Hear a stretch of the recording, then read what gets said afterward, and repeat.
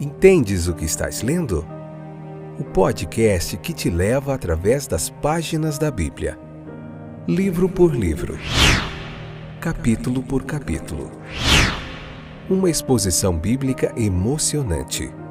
Aperte os cintos e embarque comigo nesta viagem.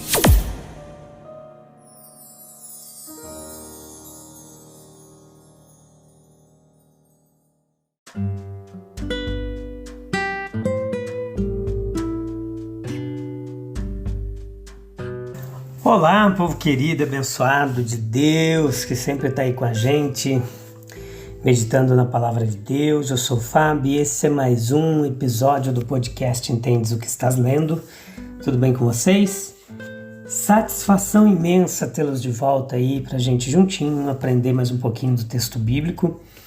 Hoje Mateus capítulo 7, a parte 1. Que joia, né? A gente encerrou no último episódio o capítulo 6 do livro de Mateus, e hoje a gente vai começar o capítulo 7, a parte 1, episódio de número 605, 8ª temporada, lendo o livro de Mateus capítulo por capítulo. Hoje a gente vai falar um pouquinho da nossa visão, como que ela é complicada, né? Como que às vezes a gente tem uma trave no nosso olho e a gente quer tirar um cisco do olho do irmão, a gente só olha pra gente, julgar os outros. Vamos falar bastante sobre julgamento hoje, conforme o texto bíblico nos ensina, e vai ser uma jornada bem legal. Espero que você fique aí conosco, leia o capítulo 7, vem pra cá, convida mais gente e vamos junto. Você encontra os outros livros da Bíblia aí, Gênesis, Êxodo, Levítico, Números, Evangelho de Marcos, Evangelho de Lucas, Evangelho de João, tudo isso aí você encontra todos os capítulos explicadinhos para você, muita teologia bíblica gratuita, um toque aí no seu celular, tá bom? No Spotify, no Deezer, na Amazon Music, no Google Podcasts, na Deezer, muitos distribuidores aí, você encontra este trabalho fantástico. Então, ao a gente ler as narrativas dos evangelhos, a gente não deixa de ficar impressionado com uma mistura singular de severidade, às vezes em algumas passagens, com bondade. Os ensinamentos do nosso Senhor. O seu padrão é bem elevado, ele coloca um padrão bem elevado, ele não admite transigência, mas ele trata gentilmente os que erram e recomenda uma linha de conduta semelhante aos seus discípulos. Ele veio não para julgar o mundo, ele nos afirma, mas para salvá-lo. Ele nos ordena que não julguemos uns aos outros, mas devemos ser mais assertivos ao julgar a nós mesmos. Veja que é muito perigoso julgar os outros, por várias razões. Primeiro que o crítico ele se torna impopular. Essa é uma das razões. Por sua conduta irritante, ele provoca animosidade, induz as pessoas a ficarem atentas às suas ofensas. Eles estarão prontos para usar o argumento dele em pura autodefesa. É desagradável que as nossas faltas sejam expostas pelos homens, e é muito pior. É fatal que eles façam cair sobre nós o julgamento de Deus. No entanto, é o ensinamento repetido de Cristo que Deus tratará conosco, como tratamos com o nosso próximo. Se não os perdoarmos, Deus não nos perdoará. Com os impiedosos, ele se mostrará impiedoso. Enquanto nos dedicamos a apontar os pecados de outras pessoas, não há esperança de que nossos pecados sejam apagados. Mateus capítulo 6, versículo 15. A pessoa que censura, ela é a última a perceber o seu próprio pecado. Pode ser enorme como uma viga ali, gigante, mas ele é incapaz de ver. Enquanto ele está ocupado caçando o grão de poeira, o cisco no olho do seu irmão. Não há nada que impeça tanto uma pessoa de um autoexame profundo, nada que endureça tanto no orgulho autocomplacente como o hábito de criticar outras pessoas. O profeta, ele pode ser um pecador maior do que o povo que ele denuncia. Contudo, o próprio ato de denúncia o cega para a sua própria grande maldade. Muitos de nós cristãos temos em muitos lugares uma reputação de hipocrisia, porque nós denunciamos constantemente os vícios e os pecados dos outros, enquanto nós agimos com desonestidade no comércio, com egoísmo na política e com imoralidade na vida. E tudo isso desmente as nossas pretensões. É um hábito comum das igrejas, pregar contra as heresias e os erros de outras denominações que não seja a sua. Seria melhor que nós olhássemos primeiro para a nossa própria casa. Os religiosos, eles ficam horrorizados ao ver publicanos e pecadores, mas eles não têm nada do que se envergonhar. Comparando suas vantagens com as tentações dos miseráveis bêbados e prostitutas que eles denunciam, eles poderiam muito bem perguntar se seu orgulho, sua falta de amor, sua falta de caridade e sua cobiça não seriam também odiosos aos olhos de Deus? Enquanto houver uma trave em seu olho, o crítico não pode remover o cisco do olho de seu irmão. Fazer isso é realizar uma operação muito delicada. Qualquer obscuridade de visão permitirá apenas uma tentativa desastrada que causará muita dor e ainda assim não cumprirá seu propósito. Este não julgueis para que não sejais julgados, ele surge inesperadamente aqui no texto, como que parecendo fora de lugar. Mas a justiça do nosso Senhor, ela tem exposto, que o nosso Senhor tem exposto, ela não se revela com mais certeza do que na censura. Suspirar e balançar a cabeça diante de um mundo pecaminoso é um dos caminhos mais fáceis para adquirir uma pretensa reputação de santidade. Se julgarmos com severidade e impiedade, nós mesmos receberemos julgamento semelhante ao que diz a Bíblia. Quem usa pesos falsos não pode reclamar se tanto na compra quanto na venda são usados pesos falsos. Se julgarmos sem conhecer todas as circunstâncias, se não tivermos paciência para dar peso às explicações, nenhuma simpatia para nos colocarmos no lugar do ofensor, receberemos o mesmo tratamento. E isso não pela ação de uma mera retribuição arbitrária, mas por uma lei profundamente enraizada na natureza das coisas.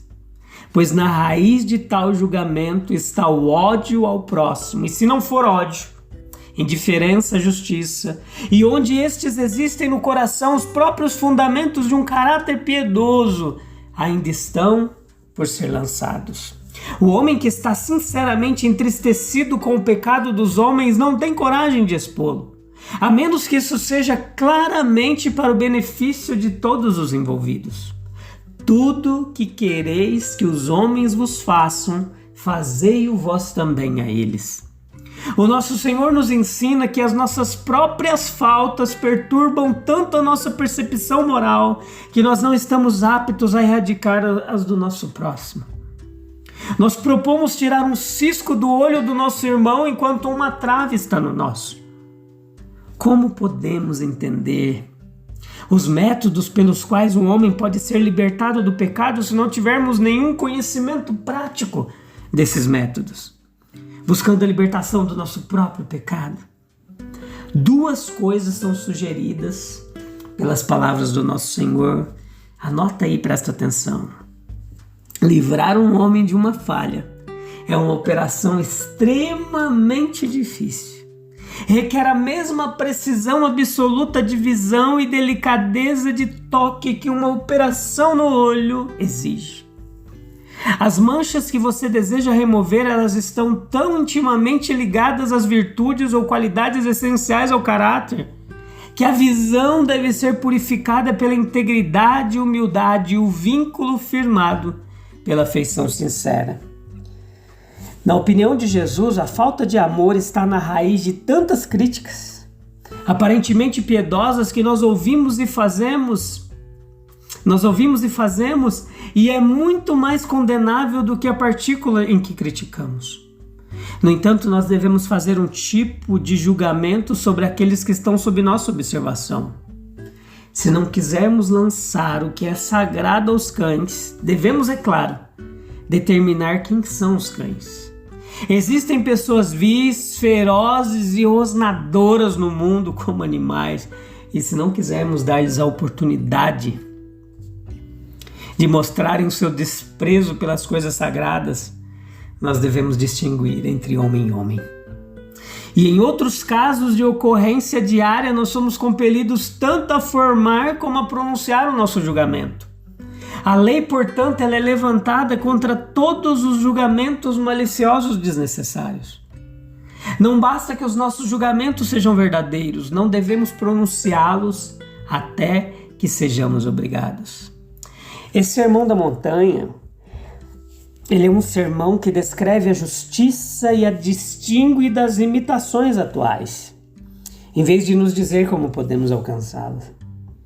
É verdade que nós temos a lei de Deus, marcando para nós as grandes linhas sobre as quais a conduta humana deve se mover. E temos os profetas, uma série de professores espirituais sobrenaturalmente iluminados, que indicaram como ela deve ser aplicada e executada. Isso agitando os nossos apelos. Nós sentimos instintivamente que para uma vida justa todos os homens deveriam ter orientação suficiente, que deveria haver uma luz como o sol, comum aos instruídos e aos incultos. E isso nós temos nas palavras da Bíblia que diz assim: olha, tudo que vós quereis que os homens vos façam, fazei-o também a eles. Esta é a lei e os profetas, esta é a soma e esta substância de tudo que já existiu. Foi dito que orienta os homens para a conduta correta. A nossa própria experiência, auxiliada pela nossa imaginação, permitir-nos a compreender o tratamento que um homem deseja nas diferentes posições da vida. Ao proclamar essa regra prática, o nosso Senhor tinha em vista a realização daquela justiça que constitui o reino de Deus. Evidentemente é suficiente para esse propósito. Se a nossa sociedade vivesse de acordo com os princípios cristãos, por um desejo genuíno de ser tão útil tanto quanto possível ao bem comum, deixando de viver apenas o desejo de promover os nossos próprios interesses, certamente nós não teríamos esse inferno na terra, uma competição ambiciosa, cruel, onde corações endurecidos fazem de tudo para vencer e ser melhores que os outros. Durante toda a vida, nós estamos sob pressão para dar muita importância aos nossos próprios interesses. É óbvio que nada neutraliza tão eficazmente essa pressão como o que nós estamos considerando aqui. A delicadeza de caráter, a delicadeza de sentimentos que todos admiram e respeitam são formadas no nosso consciente ou de forma inconscientemente pela obediência a essa regra, pela consideração dos sentimentos de outras pessoas e por um pronto ajuste de nossa conduta a esses sentimentos, mesmo nos menores assuntos. Além das garantias dadas nas memoráveis palavras que começam com pedir e dar-se-vos-á, muito pouca resposta é dada nesse sermão à pergunta: o que eu devo fazer para ser salvo? Mas um homem pode andar, embora ele não saiba nomear os músculos que usa. Acredite em Cristo, quando ele lhe diz que se você buscar justiça, você encontrará. Continue buscando, certo de que Deus está lhe ajudando e continuará a lhe ajudar. Que outras orientações são essenciais para a salvação? O nosso Senhor aqui no texto, ele nos diz e nos ensina que Deus tem um reino. Ele nos diz o que é essa justiça que constitui o seu reino, e ele nos garante que quem bate será admitido. Essas promessas, elas colocam o futuro em suas próprias mãos. O espírito de espera, esforço e busca não ficará desapontado. A criatura fraca e abatida pelo pecado, cujos esforços para alcançá-lo apenas provaram sua fraqueza mais claramente, tem a certeza de que, se pedir, terá tudo o que precisa para a pureza, para a retidão e para o amor. Se vós, sendo maus, sabeis dar boas dádivas aos vossos filhos, quanto mais o vosso Pai Celestial vos dará coisas boas, se vocês pedirem. Se nós que estamos enredados em muitos pecados ainda podemos conceber benefícios substanciais para os outros, quanto mais podemos esperar tal ajuda substancial do Pai, do nosso Pai, cujo título que Ele é celestial, acima de todas as influências que restringem o coração. E a vida de Deus comunicar-se a seu prazer ver seus filhos crescerem à semelhança dele. Não há mistério sobre a entrada no reino de Deus, a obtenção da justiça. Se você quiser entrar, você pode. Comece onde Cristo lhe ensina e permaneça sempre na certeza do amor do Pai. Se a vida for descuidada, traga a mente de volta a isso. Se o coração estiver infeliz ou descontente, compele os pensamentos a isso. Se os hábitos de nossa caminhada diária nos causam muitos conflitos entre consciência e inclinação, ancore a sua vontade nisso. Como que a gente pode enxergar a falha do nosso próximo sem primeiro retirar a trave dos nossos próprios olhos, meus queridos? De que vale julgar o pecado alheio se não olharmos para dentro de nós mesmos com a mesma severidade que a gente julga os outros? Vamos orar? Vamos falar com Deus. Senhor amado, diante da Tua presença nós reconhecemos nossas falhas, pedimos Tua misericórdia. Ensina-nos a olhar para dentro de nós mesmos, a corrigir os nossos próprios caminhos antes de julgar os dos outros. Concede-nos a graça da humildade, a sabedoria para agir com compaixão e justiça. Que o Teu Espírito Santo nos guie na prática do amor e do perdão, lembrando-nos sempre de que, assim como desejamos ser tratados, devemos tratar os nossos irmãos. Em nome de Jesus, nosso Salvador, nós oramos. Amém, amém, amém. Deus abençoe sua vida, meu querido. Obrigado pela audiência, pela paciência. A gente volta em breve, no próximo episódio, se Deus quiser, para continuar meditando no texto bíblico. Um abraço, até lá. Deus abençoe. Tchau, tchau.